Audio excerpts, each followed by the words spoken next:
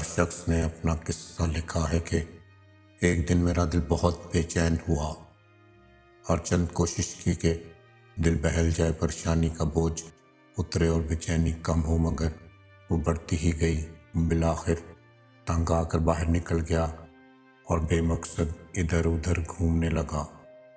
اسی دوران ایک مسجد کے پاس سے گزرا تو دیکھا کہ دروازہ کھلا ہے۔ فرض نمازوں میں سے کسی کا وقت نہیں تھا۔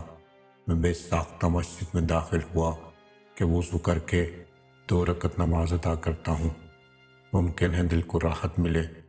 وضو کے بعد مسجد میں داخل ہوا تو ایک صاحب کو دیکھا، خوب رو رو کر گڑ گڑا کر دعا مانگ رہے ہیں اور کافی بے قرار ہیں۔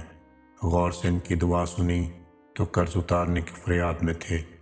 ان کو سلام کیا، مصافحہ ہوا، قرض کا پوچھا، بتانے لگے کہ آج ادا کرنے کی آخری تاریخ ہے اور اپنے مالک سے مانگ رہا ہوں۔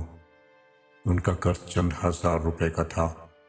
میں نے جیب سے نکال کر دے دیے۔ ان کی آنکھوں میں آنسو جھلک پڑے اور میرے دل کی بے چینی سکون میں تبدیل ہو گئی۔ میں نے اپنا وزٹنگ کارڈ نکال کر پیش کیا اور کہا کہ آئندہ جب ضرورت ہو مجھے فون کر لیں، یہ میرا پتہ ہے، یہ میرا فون نمبر ہے۔ انہوں نے بغیر دیکھے کارڈ واپس کر دیا اور فرمایا، نہ جناب، یہ نہیں، میرے پاس اس کا پتہ موجود ہے جنہوں نے آپ کو یہاں بھیجا ہے۔ میں کسی اور کا پتہ جیب میں رکھ کر ان کو ناراض نہیں کر سکتا۔